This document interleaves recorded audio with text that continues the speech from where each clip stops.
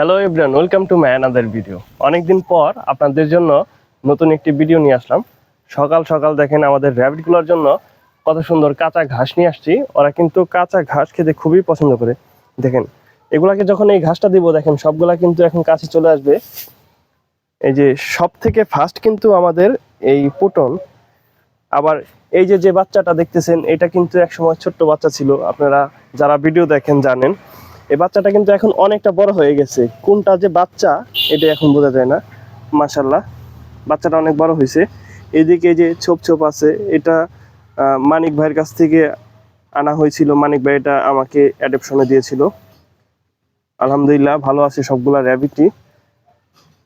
ওদের শরীরটা একটু নোংরা নোংরা হয়ে গেছে, ওদেরকে এই জায়গায় রাখা হয় মাটিতে। এই র্যাবিটগুলার কি অবস্থা এটা দেখানোর জন্যই আজকে র্যাবিটের ঘরে আসলাম। আশা করি সবাই এই র্যাবিটের ভিডিও দেখে মজা পাবেন। চলেন ওদের কিছু ক্লোজ শট দেখাই, যেগুলা দেখে আপনারা মজা পাবেন। এই যে আমাদের র্যাবিটগুলা দেখেন কি সুন্দর ঘাসগুলা খাচ্ছে।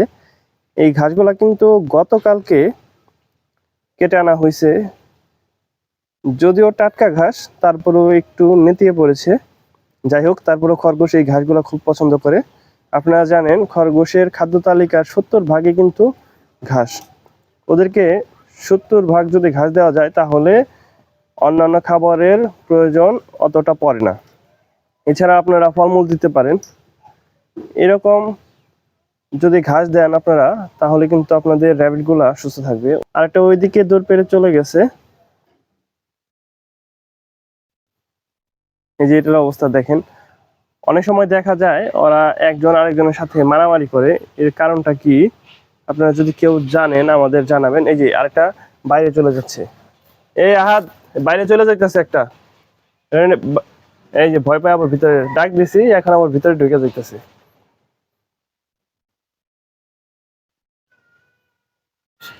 আর ওরা প্রতিনিয়ত এই যে ইটের যে পাশটা আছে এই পাশটা দিয়ে গর্ত করে, এই পাশ দিয়ে করে এই পাশ দিয়ে করে, আবার এগুলা ঠিক করা হয়।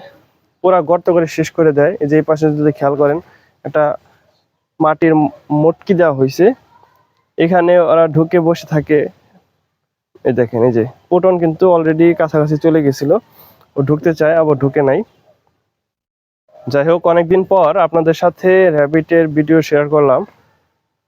এছাড়া আমাদের যে ঘুঘুর আপডেট আছে সেটাও আপনাদের সাথে এখন শেয়ার করব। আমাদের ঘুঘুর কিন্তু একটা নতুন বাচ্চা হয়েছে, আপনাদেরকে অনেকদিন দেখানো হয় না। চলেন যাই দেখি আসি আমাদের ঘুঘুর বাচ্চার কি অবস্থা।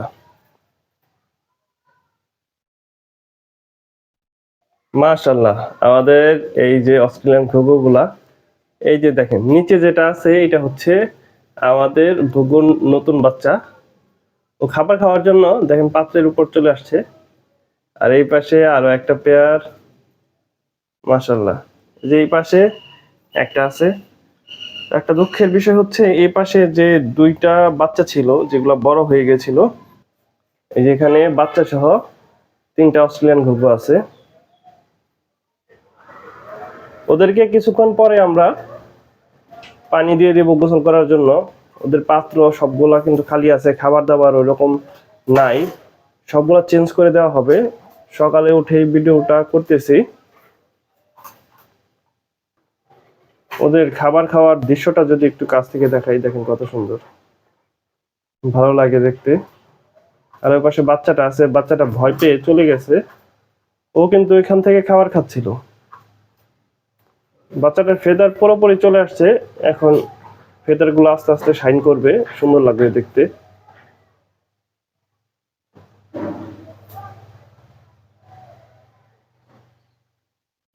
এই যে আরো দুইটা। মাশাআল্লাহ, সুন্দর লাগে দেখতে।